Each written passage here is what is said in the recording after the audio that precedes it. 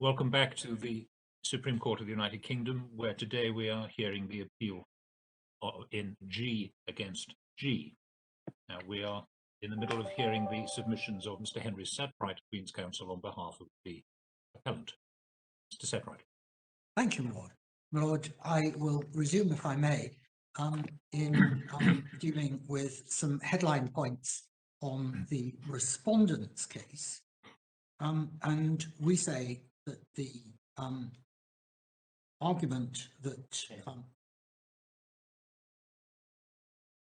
yes, my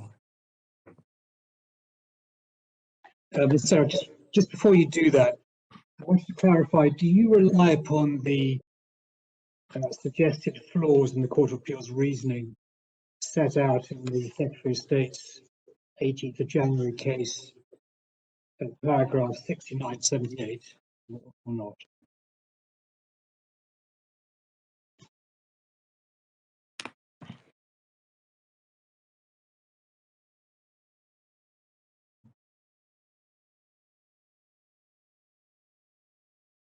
I mean, you can come back to me on that, but Yes, it's probably rather more emphasis placed there on paragraph 329 of the immigration rules.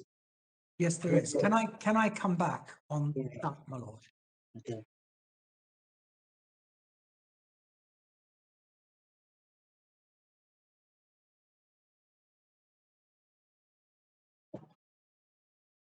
My Lords, if I will come back to my Lord's point, but can I, for the present, seek to complete the balance of these submissions? On the respondent's case, that his proposition at paragraphs 45 to 47 of his written case, where it's asserted that based on Article 33 of the Refugee Convention, it's clear that only a person who is a refugee, as opposed to someone who may be a refugee, can enjoy protection from refoulement, and that an individual who may be such a person is not a refugee, who has protection from refoulement as provided by Article 33, is without merit. The Court of Appeal accepted that Article 7 of the Procedures Directive requires the United Kingdom not to refool individuals with pending applications. And as a result, the Court of Appeal held that where a child has made an independent application, which is pending determination, that's a Category 2 case, that acts as a bar to a return. And we say with all due deference that that is not a point that is within the ambit of the present appeal before this court. Second, we say that the respondent's own written case tends to undermine his position. Paragraph 51 of his written case, he accepts, as does everyone, that refugee status is declaratory. Second, at paragraph 49 to 50, he accepts that the principle of non-refoulement applies to any person who's a refugee by virtue of Article 33. Third, he appears to recognise in that these two principles work in tandem when he says at paragraph 48, and that, my lords, is EF 226, for the avoidance of doubt, the protection of non-refoulement will be afforded to a, quote, refugee, unquote, irrespective of whether or not that, quote, refugee, unquote, has been formally recognised as a refugee. We say that that's a perfectly correct concession to make. It's logically necessary and right, but that therefore, by extension, it's wrong to say that a person who may be a refugee, this side of a determination, is not entitled to protection from non-refoulement. Third, my lords, we say at the level of principle, the argument's wrong for the reasons that we've set out already in our submissions, and that the non-refoulement obligation would be significantly undermined if those people who've applied for refugee status, and therefore who may be refugees, or who have been listed as dependents and may be refugees, and the Secretary of State's been placed on notice, have no protection against refoulement. I don't want to repeat what's already been said, and I shall not do so.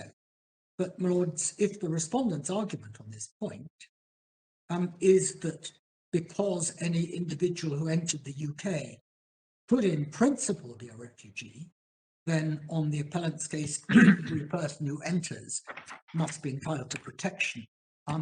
The needle in a haystack argument that I specifically disavowed on behalf of the appellant, well, that's not the case that's before your lordship. We advance the case on the basis that it's an asylum application being made by a family member, naming the child as a dependent, and critically, providing information that indicates to the Secretary of State that the child may have an independent claim. My lords, I will obviously deal with some of the respondents' points in reply when they've been elucidated by my learned friend.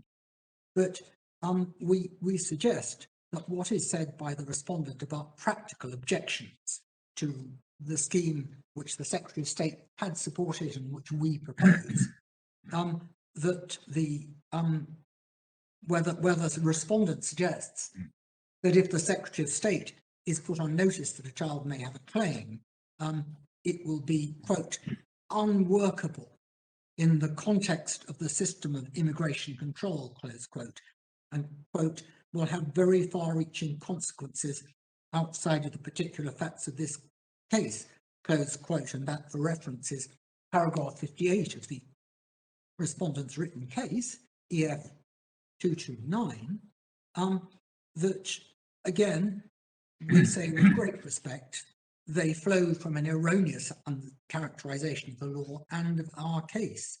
The Secretary of State would come under a legal obligation to embark on an inquiry of her own motion in circumstances where a person had no desire or need to seek international protection.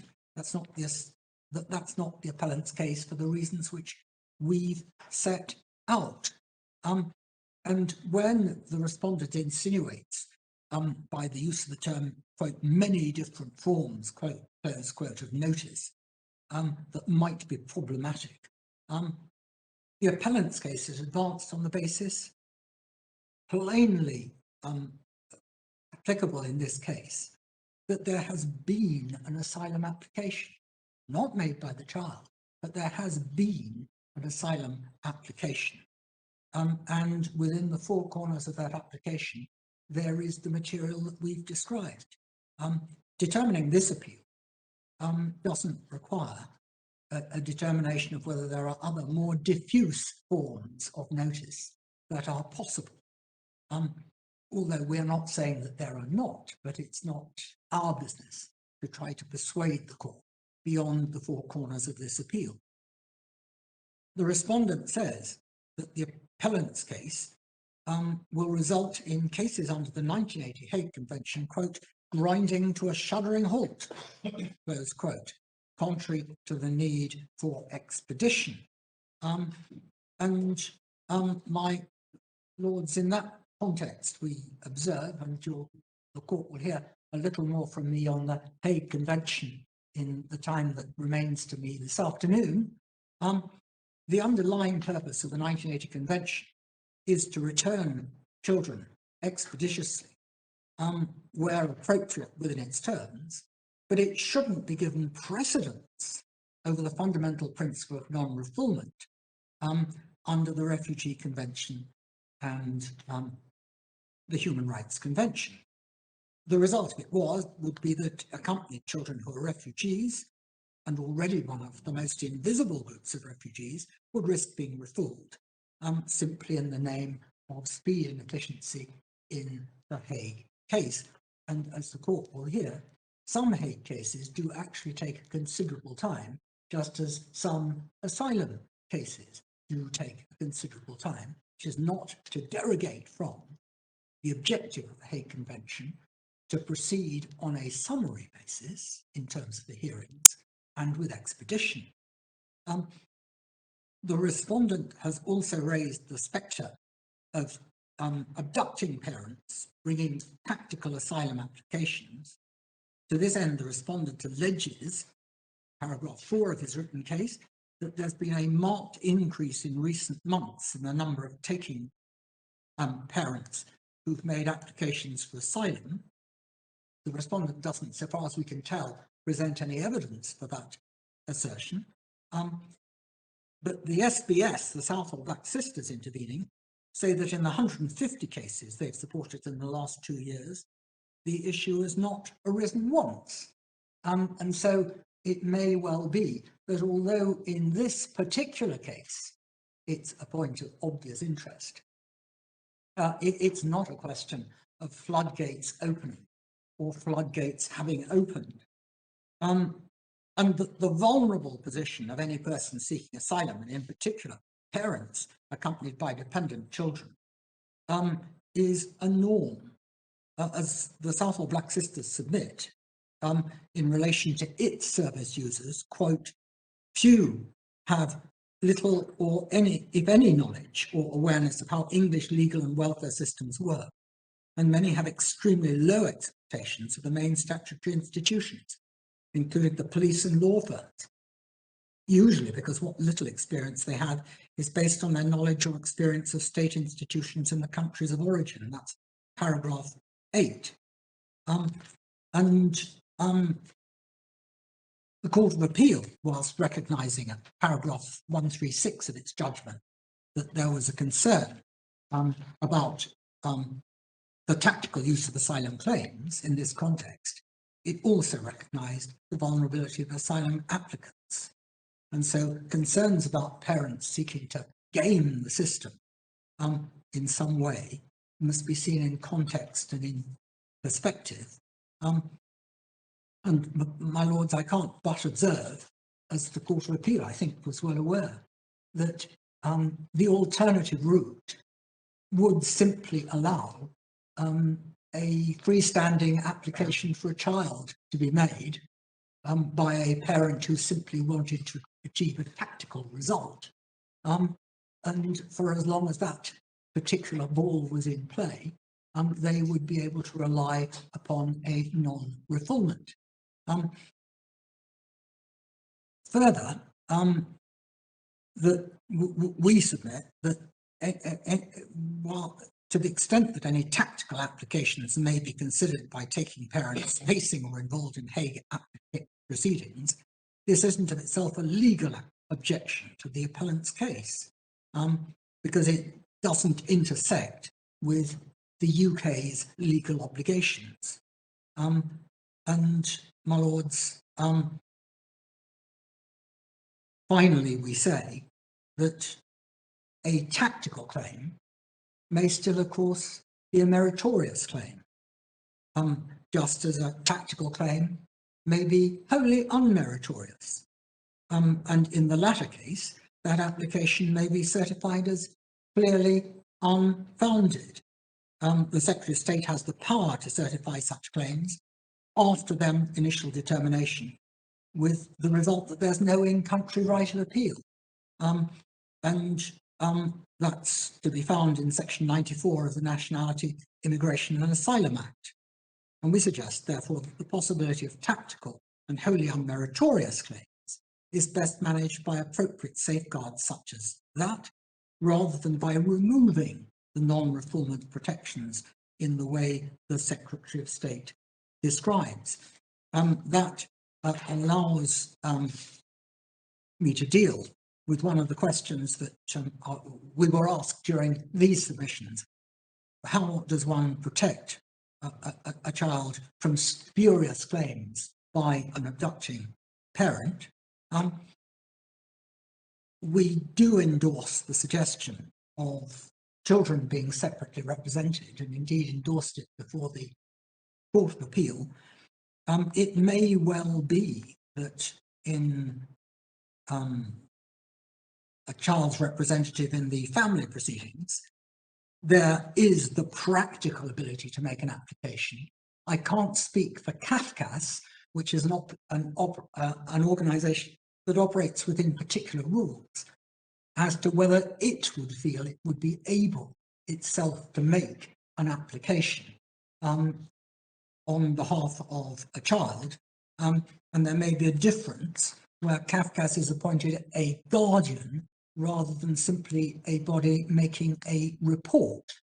And for what the court may have had in mind to work, plainly, the person involved representing the child's interests would have to have a reasonable route to making representations to the Secretary of State, but that, of course, is not enough on Mr. Payne's current position, or making an actual application. We say that the solution is not to water down rights, which could have far-reaching significance, but probably to address what can be done to ensure that the asylum process does not obstruct the Hague process. They are two very different processes, but we endorse what is, we anticipate, behind the questions asked by my Lords Lord Legate and Lord Stevens, that there are some practical things that obviously can be done. That there's only a limited number, for example, of Hague Convention cases, and where certainly, in contradistinction to the number of asylum cases, and in those particular cases, we can see no reason why there shouldn't be expedition by the Secretary of State in dealing with matters. And there has, of course, in the past been a reluctance based in structures and in the position of the Secretary of State for judges to do anything directive towards the Secretary of State. But it would be interesting to hear what, if anything, Mr. Payne acknowledges might be done to speed the process, and that policies can, and we suggest should be in place to speed matters up, nor is there any difficulty, we suggest, with the Secretary of State being joined to the 1980 Hague process, if for nothing else, than for an information process and a liaison process, not to suggest that that is a more daring and bold, radical approach, that there should be a form of combined hearing. On notice, this was the point raised by my Lord Burrows. There were two scenarios, and the first was, well, what if there's nothing explicit, but just a hint? So not the sort of case that we are postulating, not the sort of case that is present on the present facts. We say it will depend on the facts, but it may well be notice. I understand that this is something that the UNHCR may very well deal with in their oral submissions, so I won't attempt to replicate those, and will listen with interest and may reply. And then there is the second of Lord Burrows' suggestions, the bogus claim. Well, bogus claims, with respect, are made all the time. There are unfounded defences raised in Hague Convention cases, which are heard and dismissed. There are unfounded asylum claims made, which the Secretary of State considers and dismisses. And if there are groundless points raised in respect of or on behalf of children, then, as we've indicated, those are matters which the Secretary of State can look at and reject. And so we say that the current system would indeed deal with all those matters. But again, it isn't a reason to water down or potentially eliminate the protection in the way that is proposed. My Lords, may I go speedily, for my time is now, I think, limited to a little under an hour, to grounds 2 and 3, what I've been dealing with has dealt principally with points of asylum law. We now turn to matters that are more directly concerned with the 1980 Hague Convention. Sorry, I do Yes, apologize. Go on, Mr. Sethright. I think Lord Stevens has a question for you. I would like to bring you back, before we move away from ground one, to the question that my Lord Hamlin raised, which is on supplementary bundle, page 20, and paragraph 85 of the Secretary of State initial submissions. Yes. Can I just explain to you the question that I'm asking? If you look at the top of the next page, page 18, it's asserted that the concept, I'm sorry,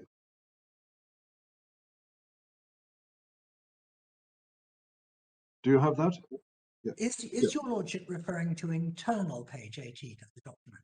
It's supplementary. No, it's page 18 of the document. Yes. Yes, thank you. Not the electronic number. I'm sorry. Thank you. Yes, I'm with my lord. Yeah, the concept of a deemed application is inapposite. I'd understood you to say that there required to be an application. So it goes on, whether a person is entitled to international protection does not depend on whether an application has been made or is deemed to have been made. I'd understood you to say that absent an application of some sort, there was no obligation to investigate. The duty to investigate didn't arise. And I'd understood you to say that taking Article 2G of the Qualitative Directive and Article 2B of the Procedure Directive, that it is an application which is understood to have been made. So there has to be an understood application. And so I didn't understand you to actually be agreeing with the Secretary of State when in relation to paragraph 70.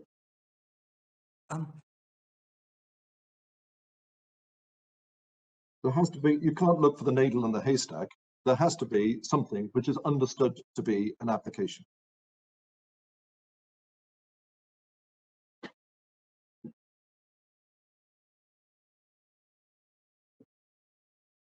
I believe Lord Hampden's question was about paragraph 79 and 80. Oh, I see, right. Well, I was concentrating on paragraph. Yes.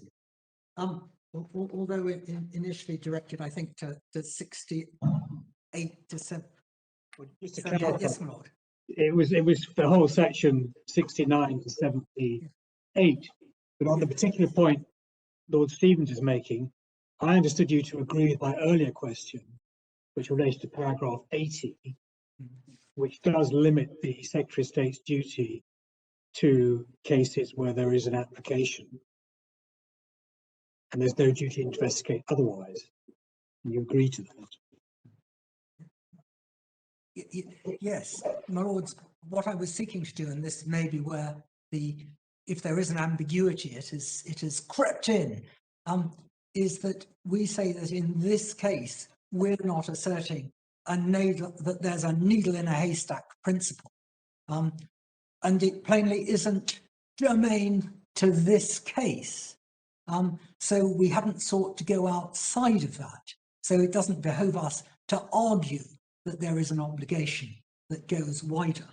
The Secretary of State may very well, in what is said in this document, be right, but we don't need to rely on anything that goes beyond the position where a child is mentioned in an application where there is material which would, in effect, not used as a term of art, put the Secretary of State on notice.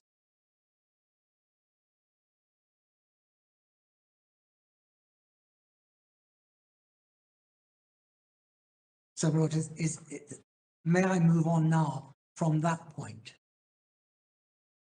Thank you. To ground two. And, my lords, our second ground raises the question as to the impact of the 1980 Convention proceedings, as to the impact on those proceedings of any protection from refoulement the subject child has, whether that exists as a consequence of a separate claim being made on the child's behalf, or because the child's named as a dependent. And in the statement of facts and issues, the issue is framed as being whether any such protection acts as a bar to determination of the Hague application, or to the making of a return order, or only to implementation. So does it stop a hearing? Does it stop the making of a return order? Or does it stop the implementation of the order?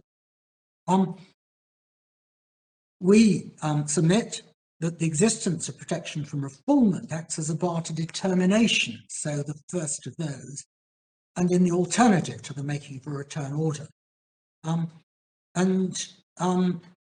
My lords, although the constituent objectives and provisions of the Hague Convention may be familiar territory to my lords, we say in summary that the 1980 Convention is an instrument that must be applied in a manner that respects the fundamental rights of the parties, but in particular the fundamental rights of the subject child. That position is reflected expressly within the terms of the Convention, including by Article 20, but it's also reflected within relevant authorities of the Supreme Court and the House of Lords, and Re E and Re D are classical examples, and in the European Court of Human Rights in the case of X and Latvia. And in order to apply the Convention in a manner that's consistent with the respondent and child's fundamental rights, the court must properly consider and determine any grounds upon which the respondent opposes a return, which necessitates in turn a proper consideration of the factual situation that underlies their reliance upon that particular article, that is the article that is being employed. Article 20 operates as a standalone ground of opposition to a return, or a standalone exception to a return. It's not possible in circumstances where a claim for asylum is, we say, for the court properly to consider and determine the impact of that until such time as the claim for asylum has actually been determined. And in those circumstances, it's not possible for the court to undertake a proper examination of the factual situation or the exceptions to the return that are pleaded in reliance upon it until such time as it's been decided whether or not the respondent is a refugee, first, and second, more importantly, whether or not the child is a refugee. So we say it's the case that a final determination cannot be reached in a way that's compliant with the convention rights of the respondent and the child. And in those circumstances, the High Court can't go on to determine the 1980 application, and therefore a stay is required. My lords, these submissions under this ground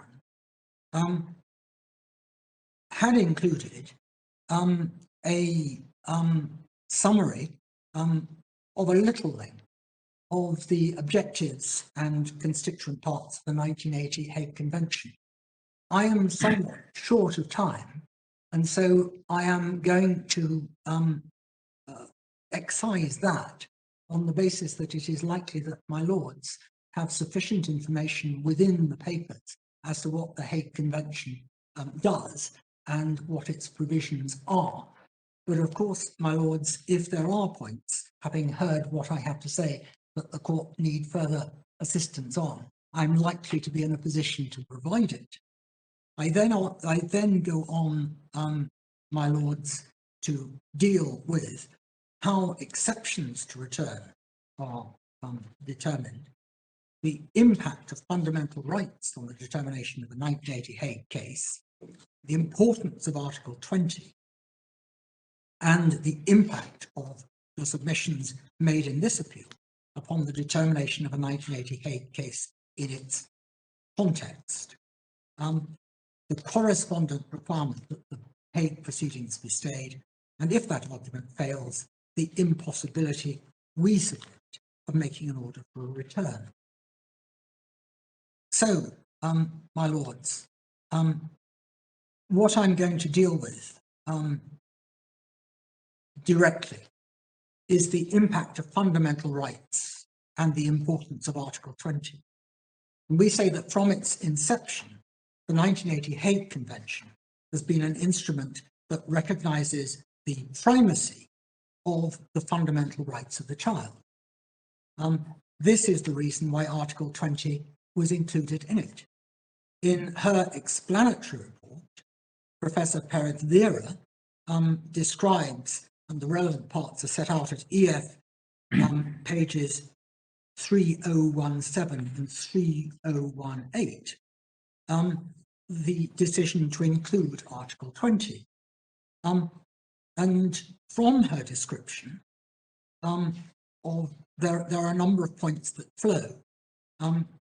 And my lords, in summary, first, in a way that is germane to some of the submissions made in this appeal, she addresses Article 20 alongside the other exceptions for return that are contained within Article 13, including Article 13b, which is the objection that relates to an intolerable position for the child or a grave risk of physical or psychological harm, rather than in turn, as she does, the other articles.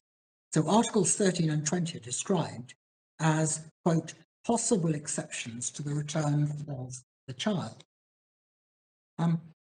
In relation to their application, Professor Perez-Vera says, quote, it's appropriate to emphasize that the exceptions in these two articles do not apply automatically, in that they do not invariably result in the child's retention, close quote. They operate similarly in that the establishment of either gives rise to a discretion. And Professor Perez-Vera says, quote, it's appropriate to emphasize that the exception in these two articles do not apply automatically, in that they do not invariably result in the child's retention. Nevertheless, the very nature of these exceptions gives judges a discretion and does not impose upon them a duty to refuse to return a child in certain circumstances, close quote. She describes the inclusion of Article 20 as, quote, significant, close quote, that's at EF 3018, its placement as the last article in the part of the convention that deals with applications for a return was deliberate in order to emphasize, quote, the always clearly exceptional nature of this provision's application, close quote. And in relation to its operation, the professor wrote, quote, consequently, so as to be able to refuse to return a child on the basis of this article, it will be necessary to show that the fundamental principles of the requested state concerning the subject matter of the convention do not permit it.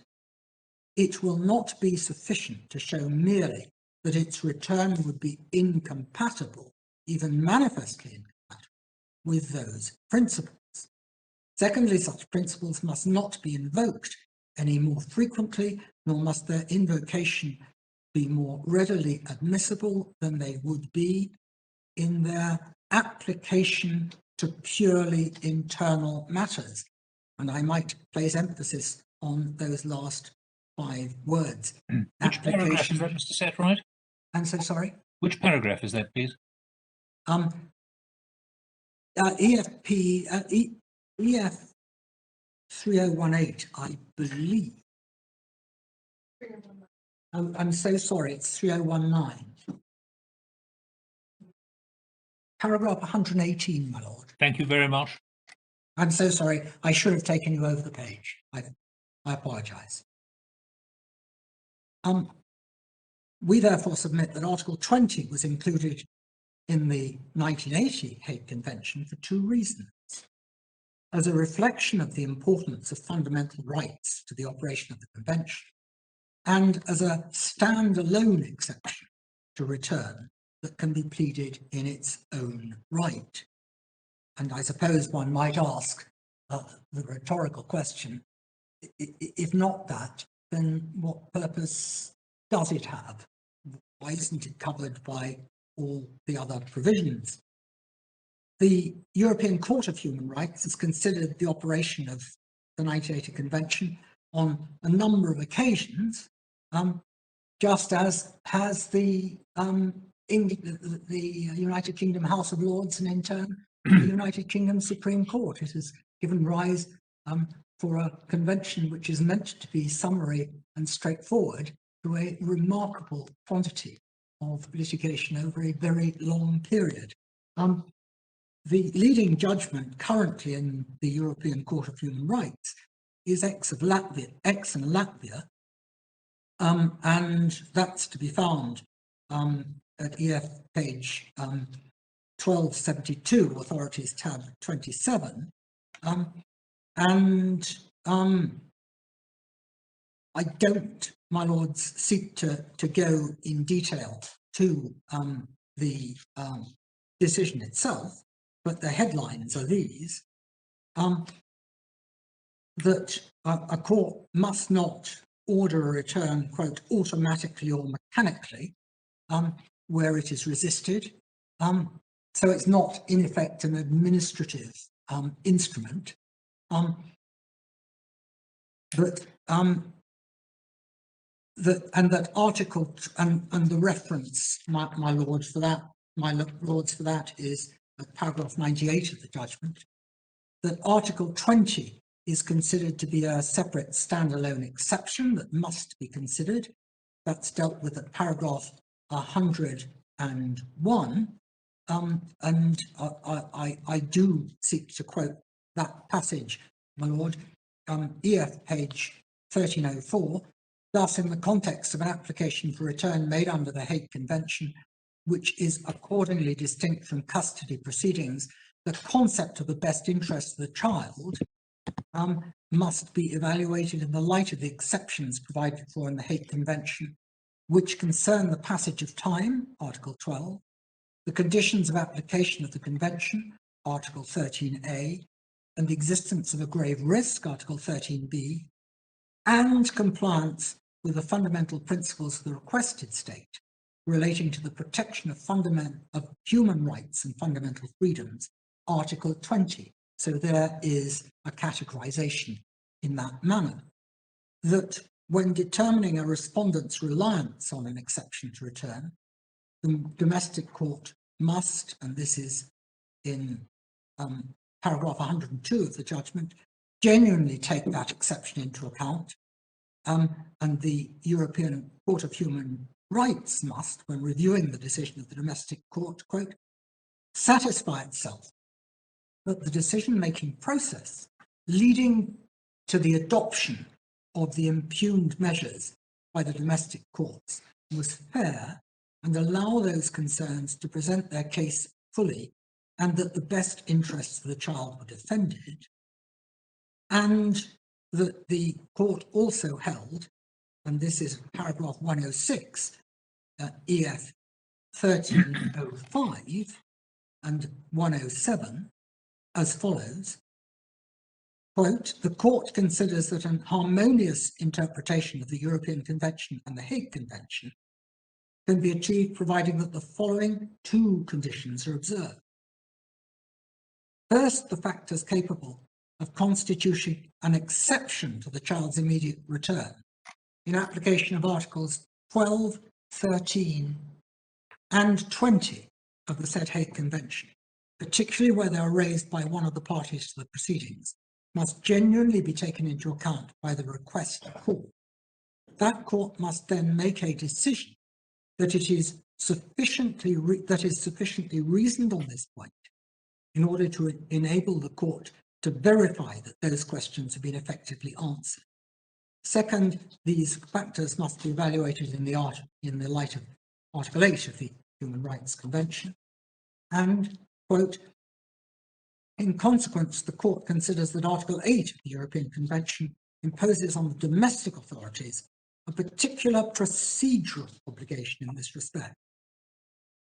When assessing an application for a child's return, the courts must not only consider arguable allegations of grave risk for the child in the event of a return, and I interpolate that's fairly and squarely within Article 13b's terms, but must also make a ruling giving specific reasons in the light of the circumstances of the case, both a refusal to take account of objections to the return capable of falling within the scope of Articles 12, 13 and 20 of the Hague Convention, and insufficient reasoning in the ruling dismissing such objections would be contrary to the requirements of Article 8 of the European Convention, and also to the aim and purpose of the Hague Convention.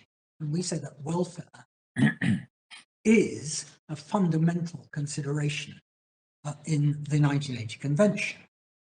Turning to what the Court of Appeal said about Article 20. Mr. Petri, could you just help me on this, please? In a situation where return of the child is resisted on the basis of Article 13b or Article 20, what is the standard of proof that applies? The civil standard applies, and there's been more considerable debate in numerous cases over the years about whether there is an initial burden on one party, which on a prima facie case being raised then shifts.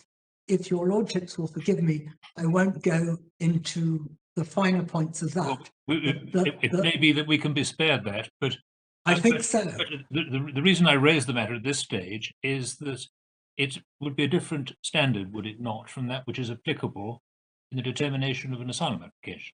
Yes, it would, emphatically so. One of the many differences between the two entirely different processes, but my lord is absolutely right. That is one of the points which would make an effective investigation of whether in fact there was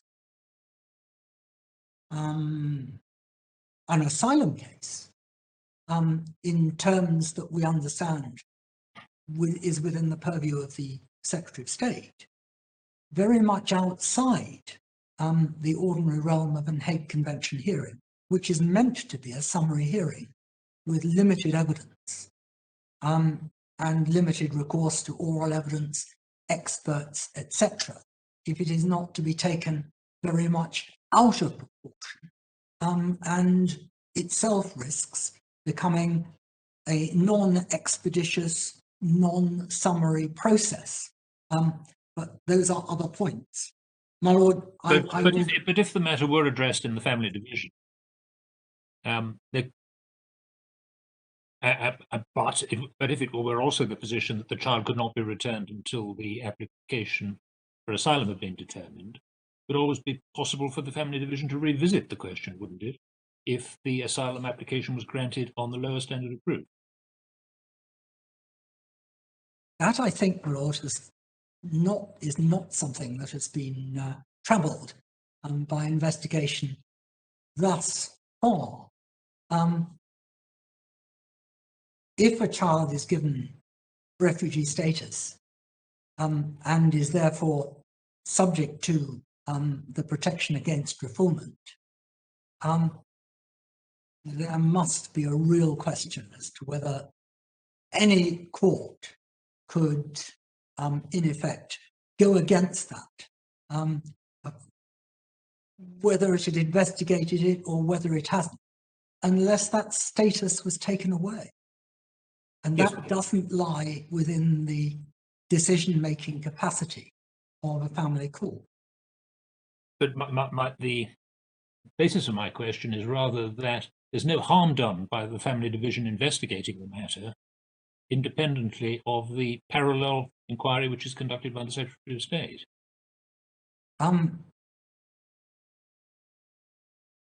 there may be little good done, if I put it in that way, especially because the picture, so far as the family court is concerned, will not be complete. It may not be operating on the same evidence, and it won't have the input necessarily that the Secretary of State has. If a wealth of evidence could be assembled, there would then be the question of whether all points could appropriately be run in the adversarial private law setting without itself impugning the rights of, or indeed possibly placing at risk the position of the claimant, where, for example, the other parent in the Hague Convention case may be someone from whom ordinarily important material in the asylum claim might be kept. So there might be all sorts of issues as to PII or even of special advocates to grapple with situations of that kind. I don't, my lord, at this stage, seek to take up time by going into those points of detail, which in some cases have been anxiously considered, but it's not a straightforward matter. Thank you.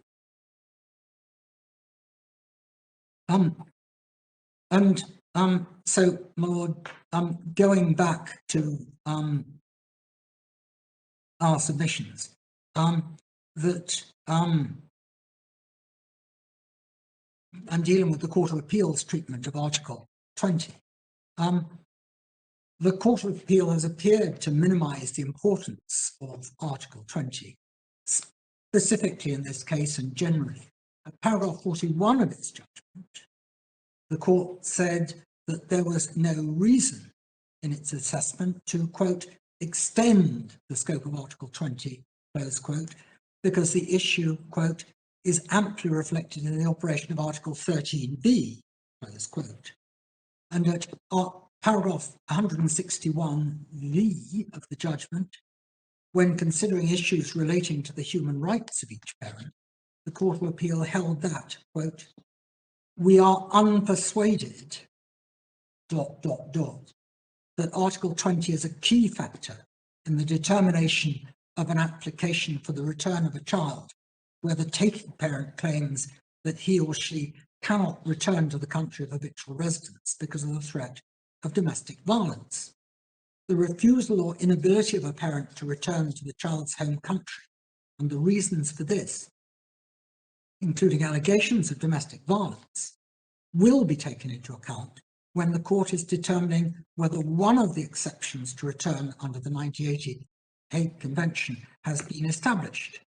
Equally, the court will take into account the fact that the taking parent has made an asylum claim when determining in particular whether the Article 13b defence has been established. In fact, my lords, the Court of Appeal's treatment of this issue perhaps demonstrates a misunderstanding as to the importance of Article 20 and the mother's case in relation to it. Whilst domestic abuse was certainly a factor in the submissions made in relation to Article 20, that was because that was the focus of an article relied upon in support of the contention that Article 20 must be considered by courts when pleaded.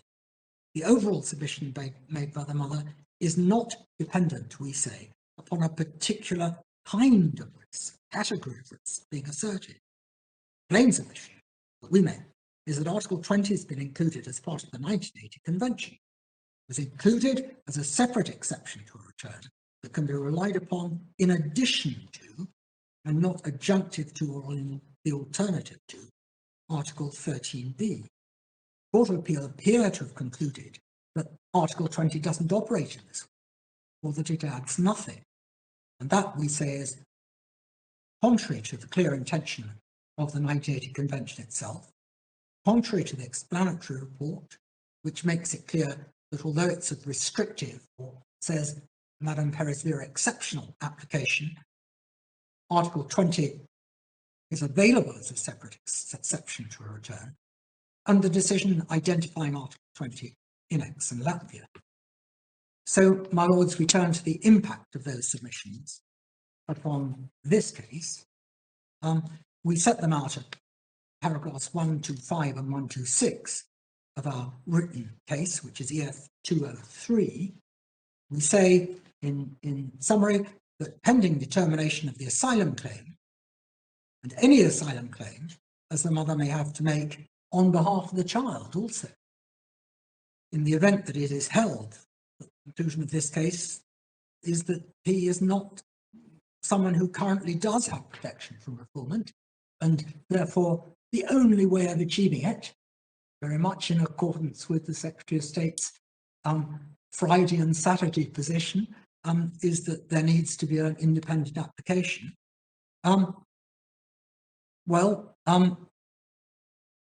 Gives the claim gives rise to a number of issues within the 1980 proceedings, including A, the risk that is posed to the mother as a result of the conduct that she experienced at the hands of her family in South Africa.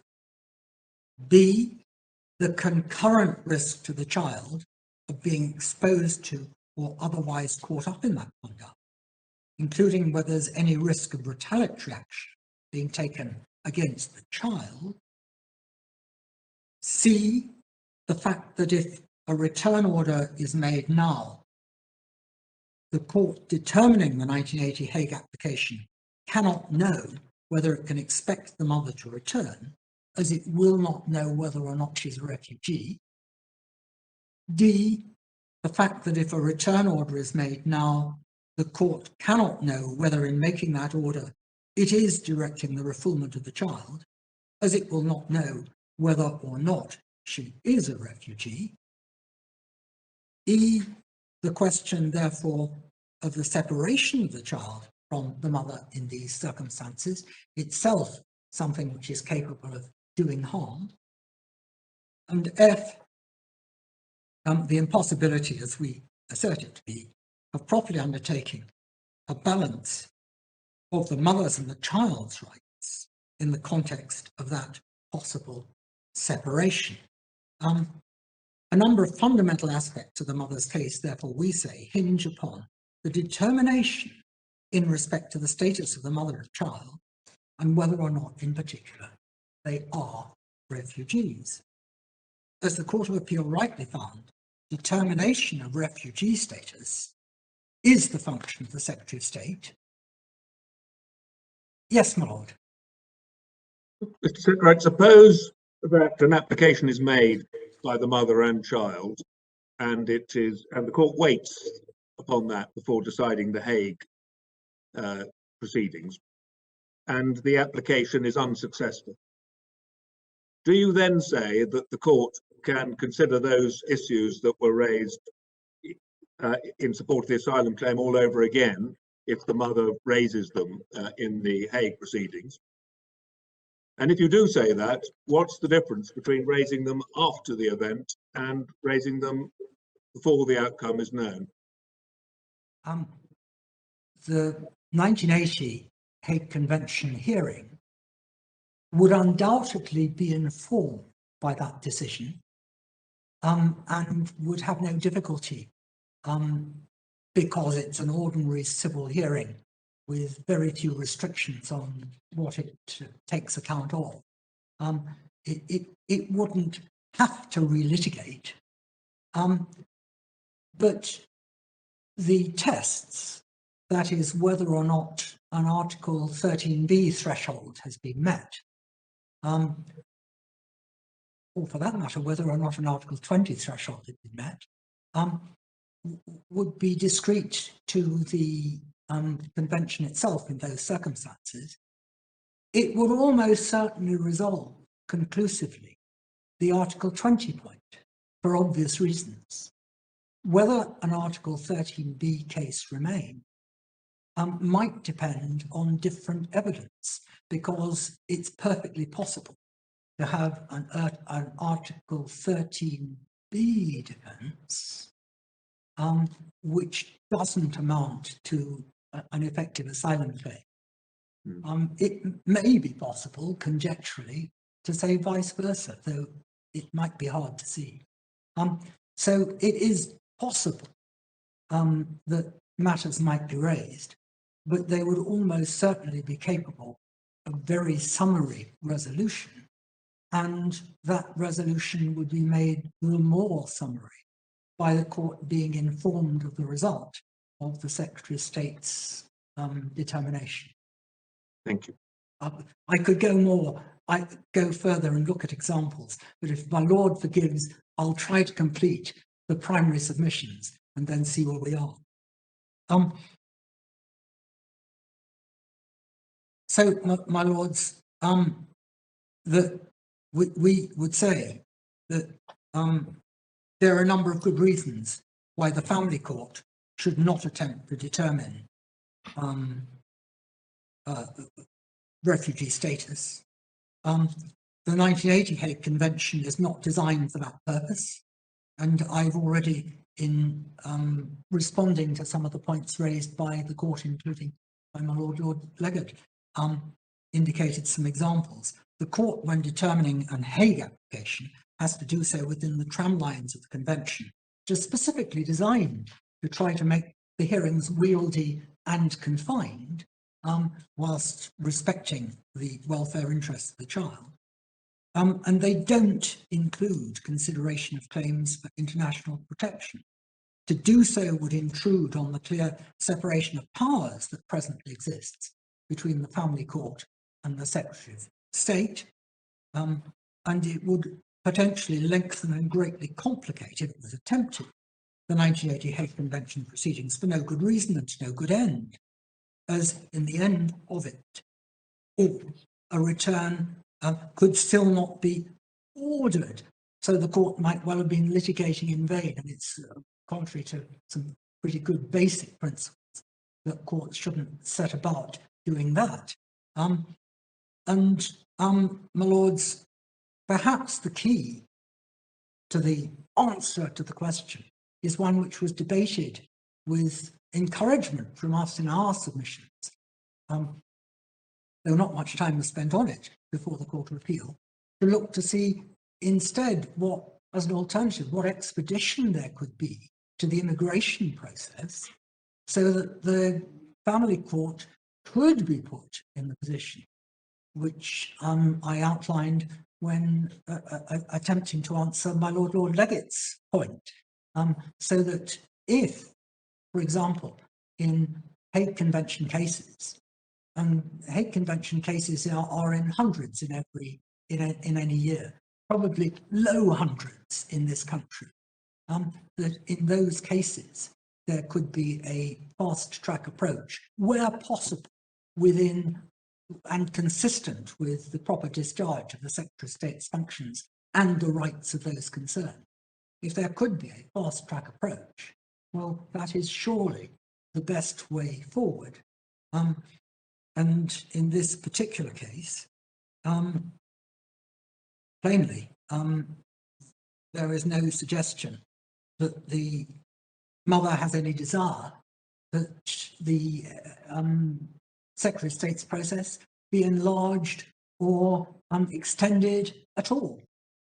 But there is no control at the moment whatsoever over that, because it is independent of everything, including the family court. Other more far-reaching possibilities have been raised, at least in outline with me, but I'll keep quiet until Mr. Payne has said what he might say. But there's an eagerness on this side of your Lordship's court to contemplate anything that in practical terms would speed the process and at the same time wouldn't diminish or run the risk of diminishing or excluding rights for merited protection. My Lords, let me turn to the need to stay proceedings in these circumstances. First of all, there's clearly a jurisdiction to order a stay of Hague Convention proceedings. We set this out at paragraphs 114 to 117 of our written case.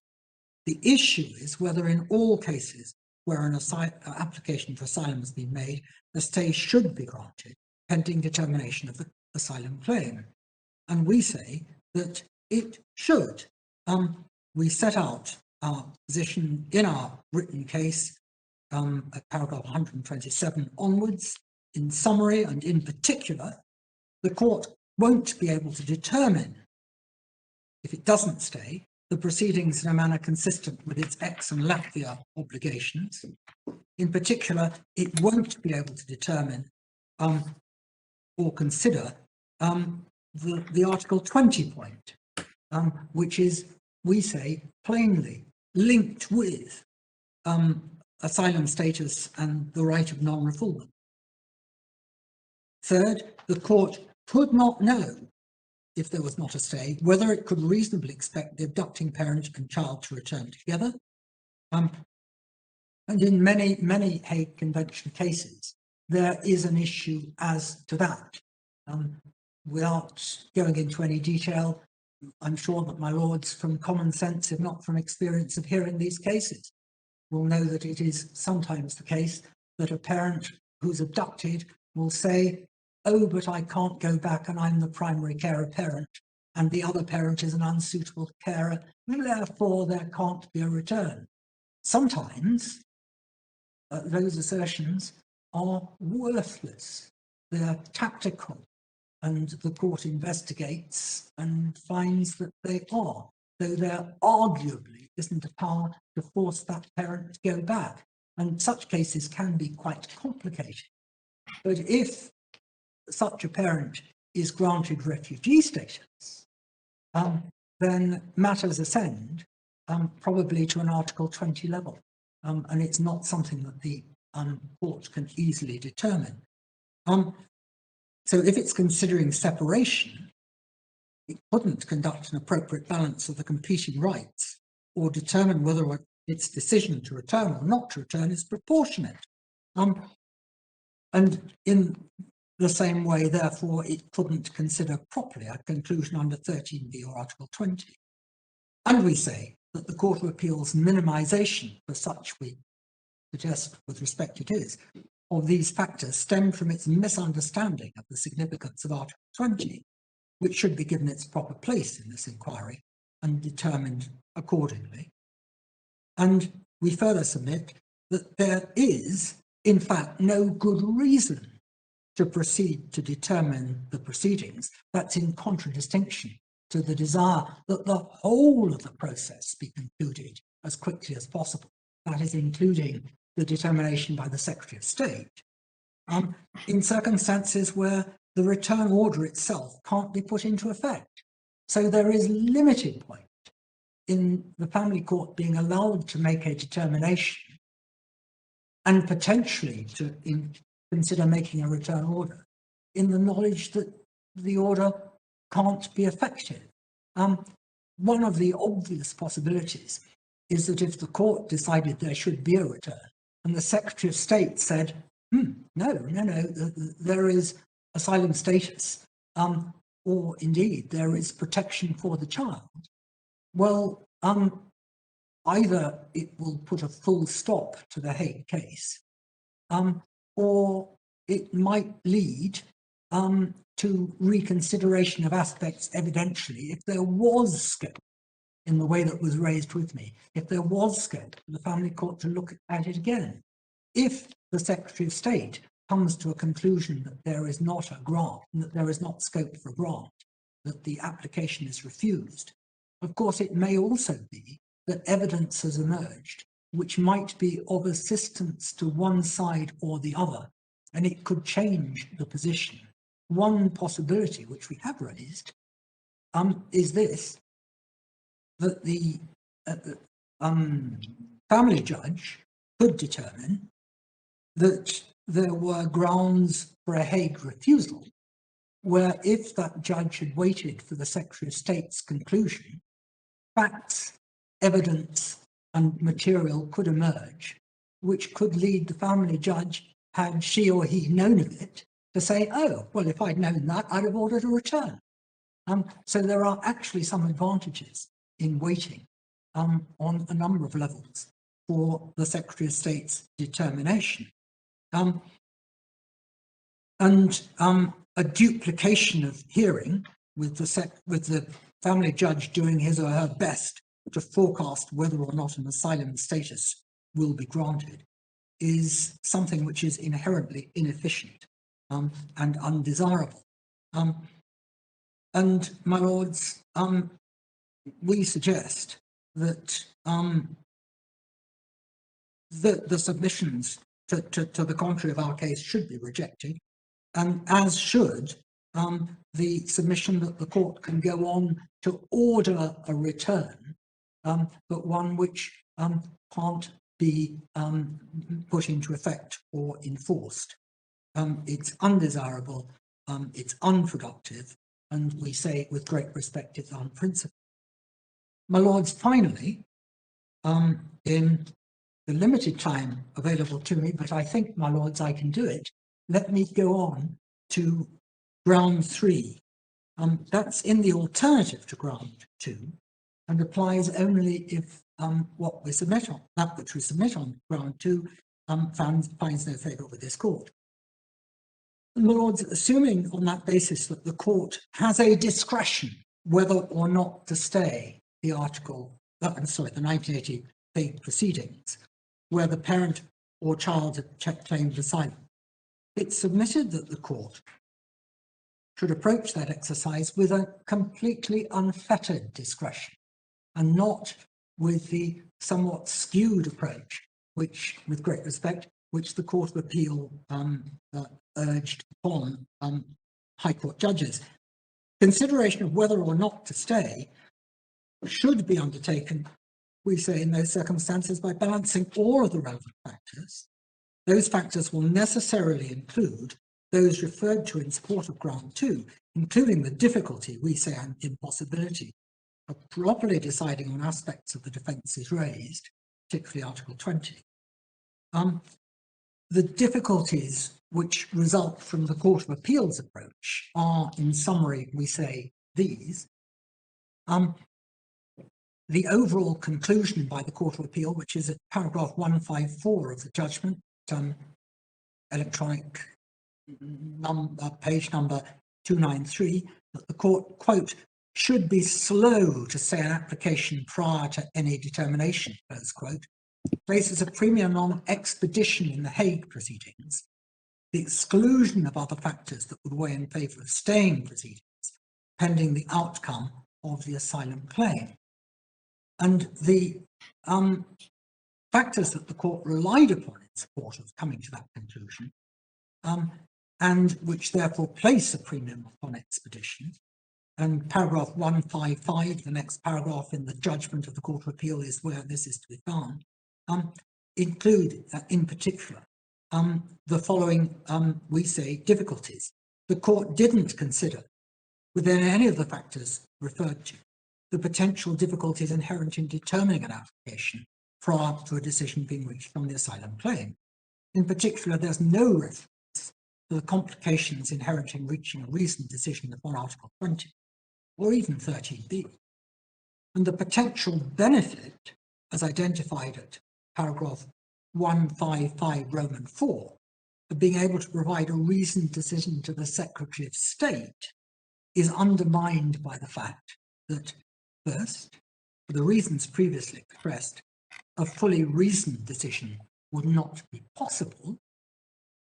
Second, a decision that's not fully reasoned would in fact hinder proper determination of the asylum process, or at least put asylum claimants at a disadvantage within that process. And third, it is pointless and contrary to the court's usual practice to make an order that cannot be enforced and to hear a final hearing without reaching a final determination, the conclusion of that hearing. To some extent, these points are somewhat repetitive because I've covered them elsewhere in these submissions, but they're standalone points as a criticism of the Court of Appeal's approach. So we say, my lords, that in all of the circumstances, it's submitted that it's inappropriate to place, as the Court of Appeal did, expedition above all other factors. If I put this into context, some Hague Convention cases are decided within a very short time. They can be decided within 3 weeks of the start of the case. the law reports are sadly littered with cases that have gone on, in some cases, for years under the 1980 Hague Convention. Those cases are obviously counterintuitive in the extreme.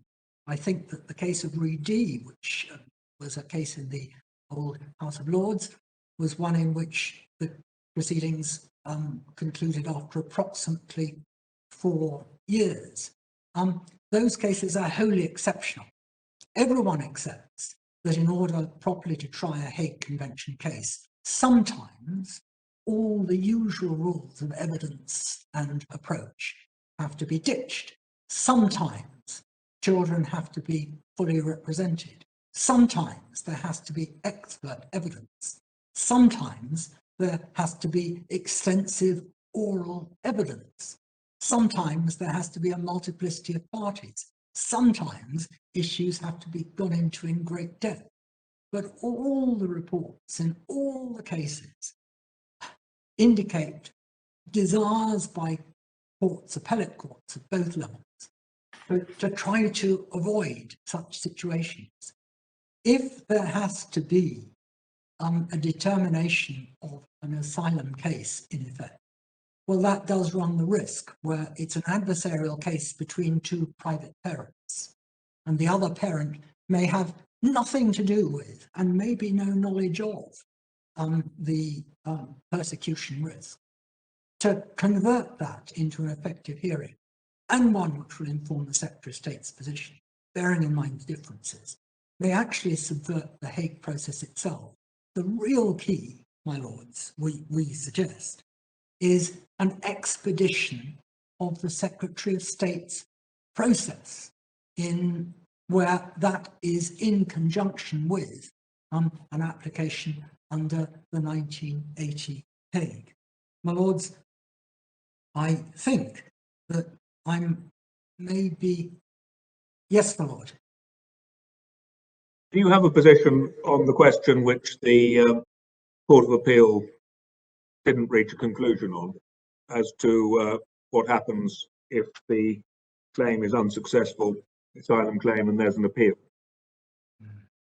Well, we haven't addressed that. You said earlier on that everybody would be making submissions on it, so I just I said, wanted to I hear think your everyone will be prepared to. Right. My lords,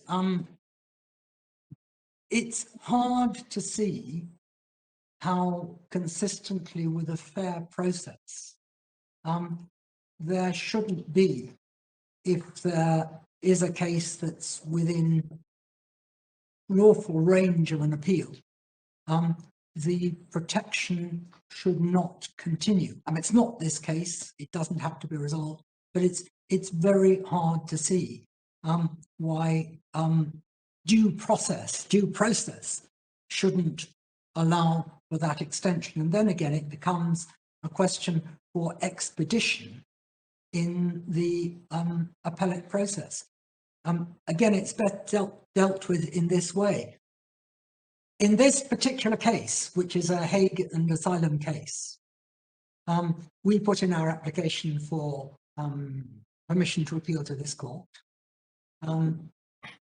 About 2 months later, there was a determination from the panel in this court that I think it was about the 15th of December, that the court would grant permission. And then the court gave us a generous time estimate of 2.5 days, but only until 25 January to get the case ready. No protest about that at all. That is consistent with the approach which the Supreme Court has had ever since 2009, and which the House of Lords developed when Lady Hale had joined it before that, to provide a very fast-track approach to cases involving the Hague Convention.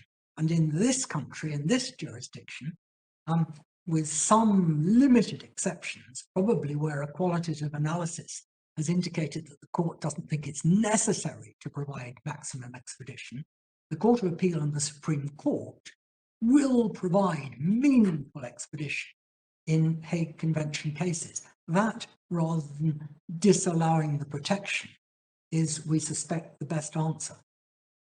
My lords, Okay. I think that I've exhausted my time, and as it happens, subject to points raised Right. by my lord, I think Lord might Stephen have has reached a a question conclusion. for you. Yes, my lord. Well, the questions or the issues in this appeal are set out at page 154. And the first one is, can a child have protection from refoulement pending the determination of that application? I was wondering what you meant by that application. I rather think we meant the application that we probably meant it in the broadest terms, my lord, that it would relate to a standalone application, or it would relate to the situation which obtains in this particular case, whereby we say that there is notice of a position. Let me just turn to my learned juniors to check that what I'm saying is not wrong.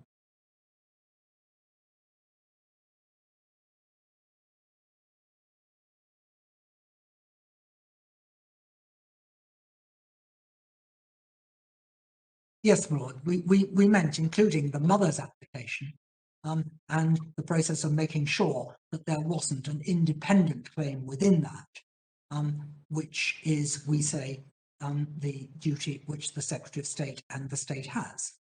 Is that determination by the Secretary of State, or is it determination in an appeal process? Well, this appeal didn't reach the question of an appeal process. So the strict answer, I suppose, is at the first stage, a determination by the Secretary of State. But if the Secretary of State says, no, application rejected, and if there is an appeal which is a lawful appeal within time, then we say by logical extension, that should be covered. A slightly different question, my lord, arises if, for example, the Secretary of State says, I refuse the mother's claim, and what's more, I don't identify within the mother's claim material on which I find there is a freestanding claim for the child.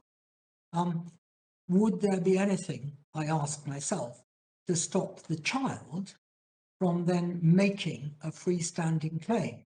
If the Secretary of State had done a conscientious job in looking at the material, it is hard indeed to see how such a claim would succeed. But at the moment, and again, it all falls out with the boundaries of this appeal as presently constituted. At the moment, such a step could be taken, but one imagines that such an application would be speedily rejected by the Secretary of State. Yes.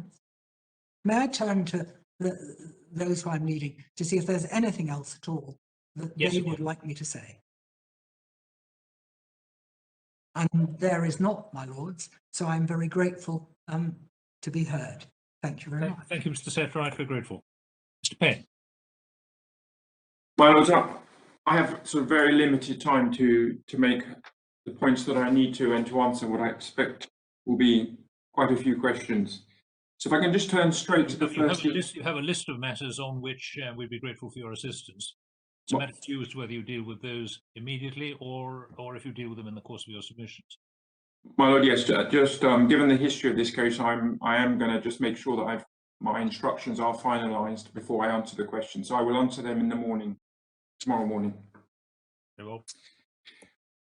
So I'm turning straight to the first issue, and the way the question is phrased is: can a dependent child have protection from refoulement? Now, asked in that way, the question, we say there is only one answer to that question, and the answer is yes. Yes, they can. If their circumstances meet the definition of being a refugee, they are entitled to protection from refoulement. That flows from the refugee status being declaratory as opposed to constitutive. The real question in this appeal is not so much can they, but do they by virtue simply of the fact of being a dependent to an asylum claim? And as to that, the Secretary of State's position is, in summary, yes, vis-a-vis the Secretary of State, by virtue of the immigration rules, and in particular, paragraph 329. No, in relation to the High Court or the Family Division in Hague Convention proceedings. Now, that is not to say that a given or a particular dependent, depending on the facts of their case, may not have protection needs. Rather, it's saying that in relation to the Family Division in Hague Convention proceedings, there is no bar to a return order by virtue simply of the fact that the child is a dependent to an asylum claim. And the reason for this is as follows. The bar arising from the immigration rules does not extend and apply to the High Court. It applies to the Secretary of State, and it prevents the Secretary of State from removing a dependent. And because, and this is the reason which underlies the Secretary of State's change in position, because a dependent is not an applicant, they do not fall within Article 7 of the Procedures Directive. Because Article 7, as we will see, of the Procedures Directive only applies to applicants. And as such, the wider bar and refoulement, and by wider I mean effectively that it applies to the state in general, doesn't bite. So in contrast to an applicant, where the fact that the statutory provisions providing protection of refoulement, although they didn't extend to the Family Division, the bar was held to apply to the Family Division by the Court of Appeal by virtue of Article 7. So that, in a nutshell, is the difference. Of course, we accept that a dependent can always become an applicant, and if they do so, they benefit from Article 7 and the wider protection. But until they do so, we say their protection is limited to the acts of the Secretary of State. Now, in explaining the Secretary's position, I propose first to deal with international and EU law, and then domestic law. And I will do it very shortly. So if I can start with the Refugee Convention, I just need to make 2 points, which I don't think are controversial.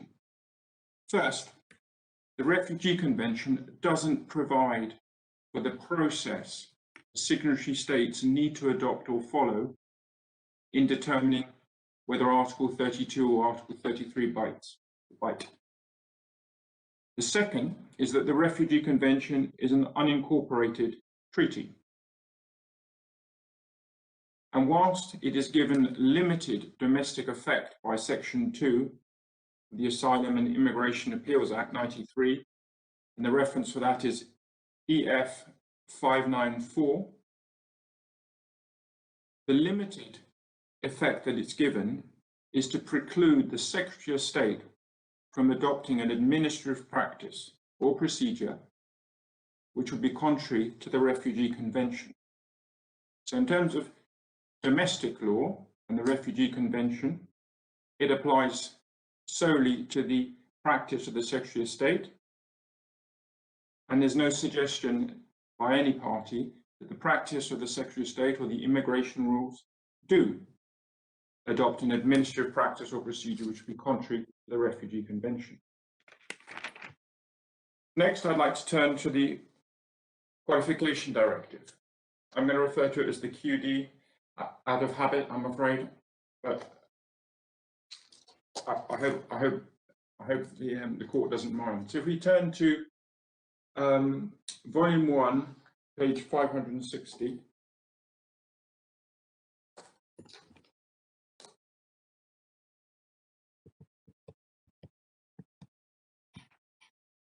And I'm going to take you through just a few of the recitals and the relevant articles. I'm going to start with recital 8, which should be the right-hand column on page 560, which refers to the minimum standards. But the point I want to emphasize is fourth line down, it refers to, or third line down, it refers to third country nationals or stateless persons. And then the words I want to emphasize are who request. So the emphasis there is on request.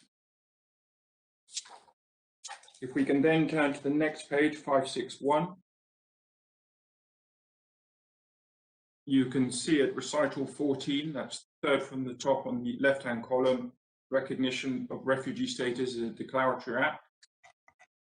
So the same position under EU law as under the Refugee Convention. A point that's made, I think, in both the Secretary of State submissions as reference at recital 27, which is four down on the recital, on the right-hand column, about family members, a sort of presumption that they are normally vulnerable to the acts of persecution in such a manner that could be the basis for refugee status. And then turning to Article 2 on page 562, which deals with definitions, you have subparagraph C, which defines refugee, D, which defines status. And then if you turn over to the next page, 563, this is one of the key provisions. If 563 top left, you should have recital G, paragraph G, which defines application for international protection. And again, it says means a request made by a third country national or stateless person who can be understood to seek refugee status or subsidiary protection. So again, we emphasize the reference to request. Which article is that, Mr. Payne? It's G, my lord, on the left-hand column, second from the top at page 563. Yes, thank you. And then on the right-hand column, you should have, on the same page, 563, you should have chapter 2, and it says assessment of applications for international protection. And then underneath, you should have Article 4, and then paragraph 1. If you look at the end of the first sentence, it is the duty of the applicant. Again, I won't take you through all the references to applicant, but the thing I'm asking you to focus on is chapter 2, the reference to assessment of applications for international protection, because that is what the QD is about, applications for international protection. And with that in mind, can I ask you then to turn to page 568? Sorry, big one, 566. And at the bottom, you should have, on the left-hand column, you should have a heading chapter 4, and it says refugee status, and then it says granting of refugee status. And it says that member states shall grant refugee status to a third country national or stateless person who qualifies as a refugee in accordance with chapter 2 and 3. Now, 3 is just the criteria, it's the definition of refugee, but 2 makes it clear that you only get to this position once you, as an applicant who's made the application and which has been assessed under chapter 2. Under the criteria in chapter 2, sorry, the procedure in chapter 2. And then moving on, 568, the bottom left-hand column, you have the protection from refoulement.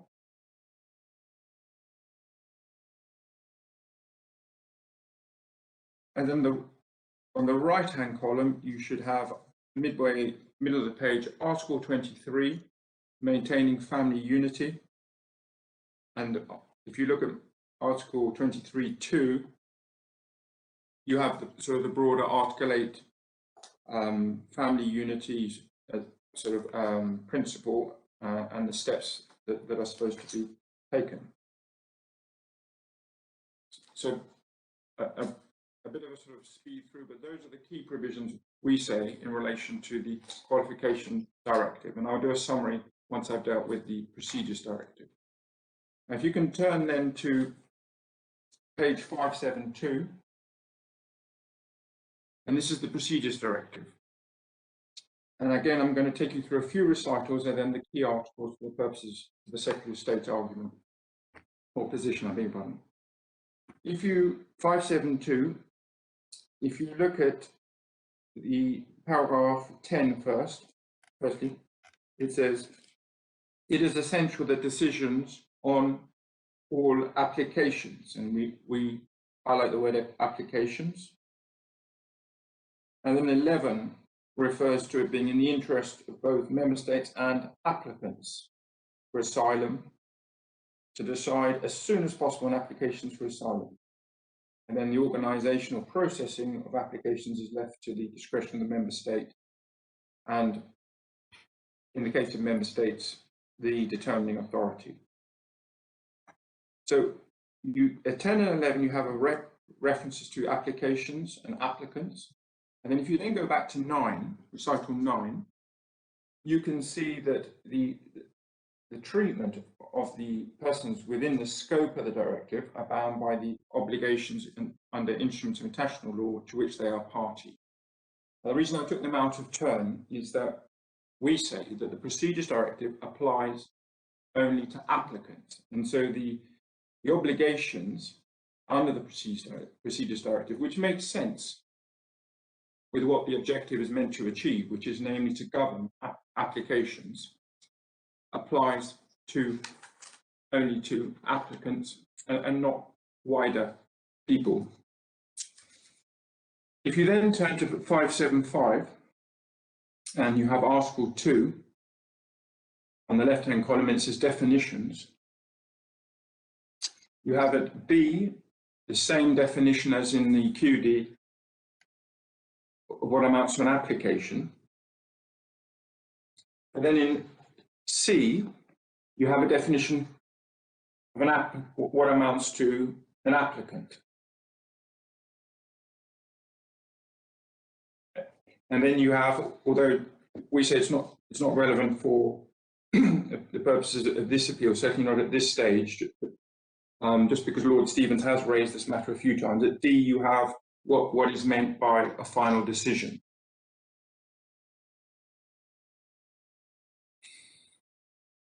Now, if you can then turn to page 576, you should have chapter 2 on the right-hand column, access to the procedure under Article 6. And then Article 6.3 says member states may provide that an application may be made by an applicant on behalf of his or her dependents. Now, it's these words "on behalf" which led to some confusion from the Secretary of State as to precisely the correct position. Because as you will see, under paragraph 349 of the immigration rules, it is correct that an applicant may include a dependent. But as you will see, the Secretary of State's position at domestic law is that the applicant isn't being, the dependent isn't being included as a claimant or applicant for asylum. They are being included as a person who can benefit in terms of leave in line, in other words, permission to stay here, as opposed to a formal recognition of refugee status.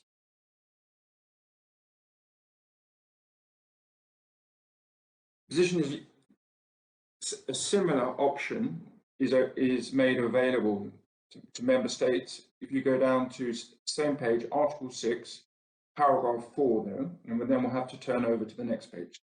Paragraph 4 says member states may determine in national legislation, and if we could turn over please to 577, paragraph C at the top. So member states may determine in national legislation cases in which the lodging of an application for asylum is deemed to constitute also the lodging of an application for asylum for any unnamed minor. And that's precisely what the United Kingdom hasn't done.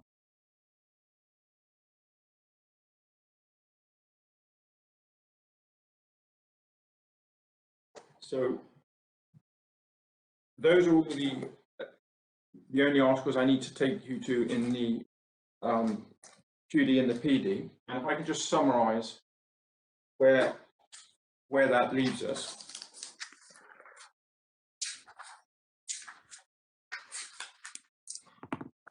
The Refugee Convention identifies the definition of a refugee. It doesn't provide for a process, and it doesn't provide for a status to be granted. It merely provides for protection against refoulement. It doesn't have direct effect in the UK, save to the limited extent that the Secretary of State is unable to put in place procedures that are inconsistent with the principles of the Convention. By contrast, the QD and the PD, the Qualification Directive and the Procedures Directive, provide for the following obligations which are relevant to this appeal.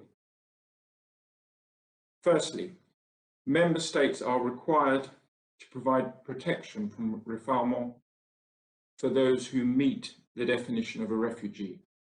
That arises from Article 21 of the QD. Second point, member states are required to appoint a determining authority to decide the process and to determine the asylum claims. And that comes from Article 4 of the Procedures Directive. Third point, member states are required to grant refugee status where the member state's determining authority, the Secretary of State, is satisfied that an individual's circumstances meet the definition of refugee. Fourth point, member states are required to allow applicants for asylum or international protection to remain within the state for the sole purpose of their claim being considered. Now you will see, in terms of Article 7, and I'm afraid I don't think I took you to Article 7, but you'll see that the important point to look at or to consider in terms of Article 7, it's a bit like the question that you are being asked to consider. Article 7 isn't based or doesn't refer to someone being at risk of refoulement. What it does, though, is it says you've got to allow someone to remain in the member state for the purposes of a procedure. And it's for that reason that when you're looking at the obligations under the Procedures Directive, the critical question which triggers the obligations under the Procedures Directive is whether a person is an applicant, because otherwise it doesn't apply. Those obligations do not apply. Now, against that background, can I then move to domestic law? I'm going to start with the provisions of domestic law which implement or purport to implement the Qualification Directive and the Procedures Directive. Yeah, just a moment, Mr. Payne. Lord Leggett has a question for you. Oh, a big one. Just so I understand clearly what your current position is as opposed to the old one. A parent makes a claim for asylum for herself and the children as dependents only. There's no separate claim made by the child. The claim made by the parent clearly raises issues about the threat to the child as well as to the applicant herself. The application is rejected.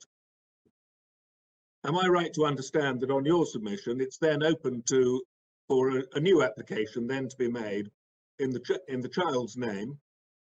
At that point, the child cannot be returned until that new application has been separately determined. My lord, yes.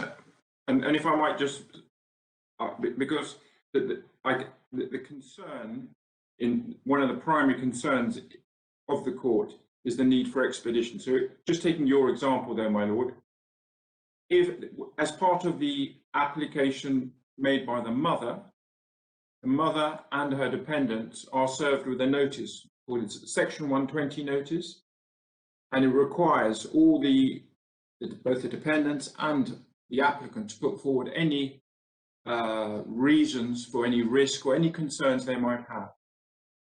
And if in those documents the concerns relating to the dependent aren't raised, and the dependent then makes an application immediately afterwards, then the Secretary of State, by reference to the failure to have completed the Section 120 notice, can certify the claim, truncating the process. Yes, okay, but I'm putting to the situation where they are raised in the original application and are rejected. Well, and you say that nevertheless the child can, because the child hasn't made an application and it hasn't been determined, the process now starts all over again. Is that right? But the child now can't be returned, whereas the child could have been returned up to that point. My lord, yes, but I hadn't sort of picked up on that sort of that precise issue. So without being long-winded, though, if it's the same issue as was raised by the parent, the mother, then it gets certified as clearly unfounded because it's the issue that's already been determined. Yep. So in terms of triggering a further prolonged process, yep, there's another measure for the Secretary of State to truncate that process and prevent just a repeat application. And just one more question. How does what you now say the position is, under which the child can be returned while the original application is being considered, how does that meet what the Secretary of State considered last week in paras 56 and 57 of your submissions on page 16 of the bundle, to be required by the objectives of the underlying objectives of the conventions, regardless of their precise letter? Well, the Secretary also thought last week that it was required by the letter, but I really have difficulty in understanding how it can be consistent with the approach of the conventions and what you do accept, including recital 27, which you placed a lot of emphasis on, to allow refoulement of the child if the right form hasn't been filled in. Well, my lord, the position that was adopted in terms of 56 and 57, as you will see, it was less important at the time, but as you see, if you look at 56 and 57, it is undertaken by reference to the Procedures Directive. No, not only, also recital 27 of the Qualifications Directive and the underlying objectives of the Refugee Convention. Absolutely. So, my lord, absolutely. So in terms of the Secretary of State's position as the determining authority, the Secretary will not remove the individual as part of the process, whether applicant or dependent. And that's the approach the Secretary of State takes. And that remains her position, that in terms of her duty to look at, give proper consideration to a claim, that will include looking at the impact or the circumstances, how they impact on the dependent. But on the separate issue as to whether that bar impacts or prevents the High Court, the Family Division, making an order, that we say isn't covered by the Procedures Directive. It doesn't mean, though, that the Family Division Court doesn't have to scrutinise if a claim is made, that return is would breach the ECHR. Then it will be the Family Court that provides the protection from refoulement, whether by providing a stay or requiring a stay while the asylum claim is given a sort of global assessment, alternatively by deciding for itself whether any order ought to be stayed. But the difference, my lord, is that in the second scenario, you are looking at whether the individual faces a risk of refoulement as opposed to simply saying the fact that they are a dependent acts as an automatic bar.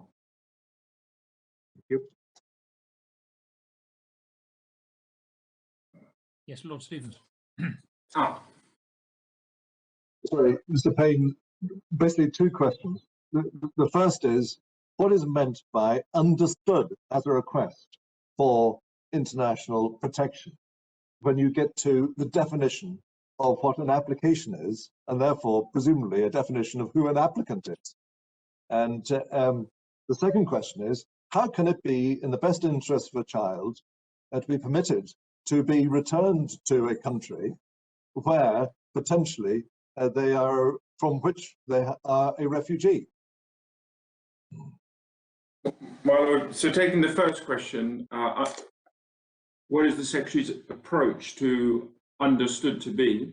Yep. Well, that, my Lord, it is left by the left to member states in terms of how they define an application and an applicant under the Procedures Directive, and the Secretary of State has adopted a position whereby an applicant is only understood to be applying for asylum when they apply in their own right. But I thought the principle of the Refugee Convention was that some refugees aren't articulate, haven't got access to proper legal advice, may not be able to articulate the claim in a particular way, and that is deliberately put in as a method of making sure that the application is considered in the widest possible terms, so that it's understood to be, rather than somebody actually saying, by the way, I definitely apply for. Well, I think you're entirely correct in the sense of someone arriving at the border, and the Secretary would take an expansive approach or benevolent approach to interpreting whether that individual might be asserting a claim for asylum. But then what would happen if there was a perception that they might be wanting to claim asylum? They would then be offered the opportunity, do you want to claim asylum? And if they say no, yeah, then the matter wouldn't proceed further. If they say yes, then they become an applicant. And when an applicant and their family arrive, because it's only family members who can be dependents as defined, the applicant claims asylum in their own right. And it is explained to them at that stage that, as it is to all the family members, that they can each of them apply in their own right. They have access to legal advice, they have access to interpreters. So the Secretary's position is, if the concept of an application could be understood by the primary or the principal applicant, there is no reason why application is unreasonable to expect applications to be made by each individual if they wish to be considered individually for refugee status. And then in terms of the best interest, I'm just going to try and deal with the second question. Yeah. In terms of the best interest of the child, my Lord, Secretary isn't saying it's in the best interest of the child or the dependent child to be returned. That is why the Secretary has the practice and policies that she has in place. Dependents are allowed to remain. However, if we go back to the rather technical point, that the fact of being a dependent doesn't bar the High Court from acting, not as an absolute bar, and it's a matter for the High Court, whether or the Family Division, the High Court, to decide whether it's in the best interest of the child to be returned if that child's case, if that child is a dependent, prior to that, the application being decided by the Secretary of State. So it's a question of absolute bar by reference to the label dependent, or alternatively, the High Court taking a facts or Family Division taking a case-specific decision in relation to the child in question, with perhaps the involvement of the Secretary of State. That's the approach that it should be taken in the best interest of the child. My Lord Lord Stevens, does that answer your question? Just one follow-up, Mr. Payne. You gave the explanation that basically the individuals can decide for themselves whether they want to make an application or not once it's explained to them and so forth. Well, that works fine for adults, but it doesn't work for a very small child, does it? Basically, you're leaving the question of whether they're protected from refoulement until the application's been considered in the hands of the parent alone, by your approach. And I resisted adding the question, how do you apply that to a 1-year-old child?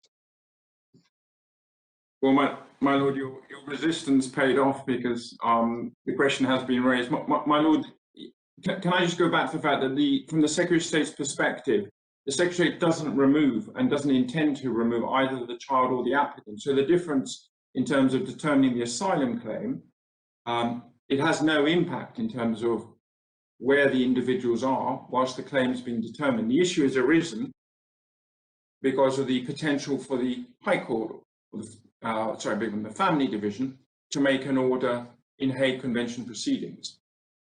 And from the Secretary of State's perspective, the Family Division can provide adequate protection in circumstances where the child is a dependent, because it is the family court that would make any order requiring the dependent child to leave. Whereas from the Secretary of State's perspective, that child will not be required to leave. I just fail to understand. The asylum process raises a question about the protection of a child. You then have a caseworker going along to a child and saying, would you like to make an application? How does that work out with a child of 1 or 2 or 3 years of age? The child isn't asked by the caseworker. The parent is asked by the caseworker, because the parent makes, the Secretary's position is that for children, it is the parent who acts in the best interest of the child and who makes decisions on behalf of the child. Well, the child is a separate individual and with its own rights. And on some occasions, in these sort of situations, the child has potentially been abused. And so relying upon the very person who potentially has wrongfully removed the child, who's got an animus in the situation. I just don't see at the moment why it is that you can't deal with the application as an application which is understood to be an application on behalf of the child. Well, my lord, I mean, it would be open to the Secretary of State, like it would be open to any member state to adopt a different approach in terms of applications. But the approach that's adopted is that by the Secretary of State is that you need to be a formal applicant in order for the obligations under the procedure directive to be triggered. I mean, if there is Sorry, I interrupted. No, I interrupted you, and I'm sorry. Please continue. The Secretary of State does have in place measures that can be taken if there are concerns as to whether the parent is acting in the child's best interests. Thank you. My lord, look, is that my lord? Lord Stevens, I've done my best to answer your question. I'm sorry for. Mr. Appellant, is it really open to the Secretary of State to take that position in the light of the statements made by the Secretary of State in the API, to which we were taken this morning? It is, my lord, because the APIs govern the actions of the officials of the Secretary of State. The APIs are entirely consistent with the Secretary of State's policy of the paragraph 329, which provides and requires the Secretary of State to ensure the dependent and the applicant remain in the United Kingdom while the application is being considered. So from the Secretary of State's perspective, her approach is consistent. But the difficulty from sort of the United Kingdom as a member state, or ex-member state, is that the steps that have been taken bind the Secretary of State, but do not bind, by reference to the Procedures Directive, do not bind the wider state and the Family Division. So the indication given in the API that you won't be disadvantaged, which which either route you take, is true so far as your treatment at the hands of the Secretary of State is concerned, but you may be substantially disadvantaged in other ways.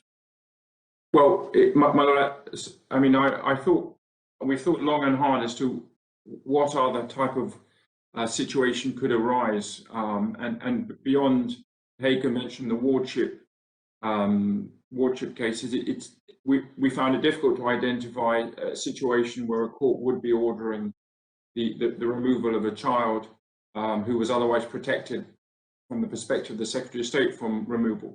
But, my Lord, you raise a valid point, and depending on the outcome of this case, it may well be that the Secretary has to amend, the API has to amend the advice or the information given to an applicant.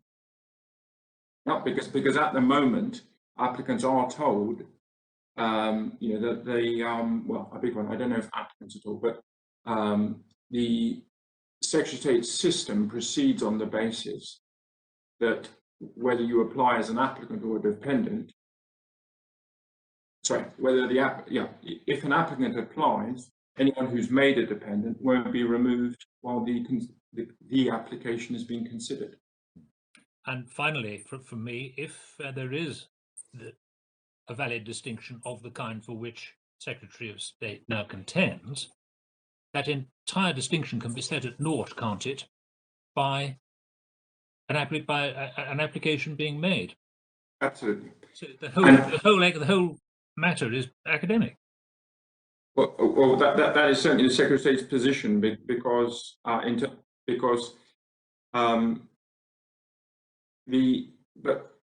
mean, I think that was made clear. I appreciate you've had about 3 or 4 amended submissions from the Secretary of State, but one theme that has remained. That's it. That's it. Both versions that I've read. Well, always a relief. Always a relief. But so, my Lord, I mean, yes, that is the Secretary's position. I mean, my Lord, yeah, I'm trying to deal with the issue of principle, but the reality is, anyone who works in the asylum field, the idea of someone coming to claim asylum and not taking the opportunity, if they're told, as they are in terms of the operational approach, your child has the claim for it. You can found a claim for asylum on the basis of your child. The idea they won't apply is so very, very unlikely. If the whole purpose for them coming here is to secure protection. I mean, perhaps I could just leave because it's nearly 4 o'clock. You've been given this example about an FGM, a child who's at risk of FGM, and obviously, the appellants have worked hard at trying to find an example where this hypothetical issue could arise. But even that example isn't a good example, because taking the example, the parent applies with the child as a dependent, and the basis of the claim is, well, the child's at risk of FGM. But in that case, and this is Secretary of State's policy, if the child is at risk of FGM, the parent is considered to be to have established her claim in terms of refugee by reference to the connection to the child. So in terms of this decision-making process, there's no point or need for the child to make an independent claim in order to secure the protection she needs, or he needs. So in terms of the invisibility of the child, the API seeks to ensure that in the asylum decision-making process, the child isn't invisible. And it's very, very difficult to identify a claim where which a child would need to bring in their own right, as opposed to benefiting from the application that was made on their behalf, not on their behalf, the application made by the main applicant. My Lord, you're all looking a bit confused. That was meant to be a nice practical example to draw everything together and show the light in terms of my submissions, but perhaps I'll end at that stage before I further complicate matters. We'll reflect on that, and perhaps everything will seem much clearer in the morning when you're going to continue to address this and you're going to deal with the particular points that we've raised with you today. Absolutely, my Lord. I'll try and do them a bit more eloquently. Thank you, Mr. Payne. We'll adjourn now and we'll resume at 10:30 tomorrow morning. Thank you very much. It's now adjourned.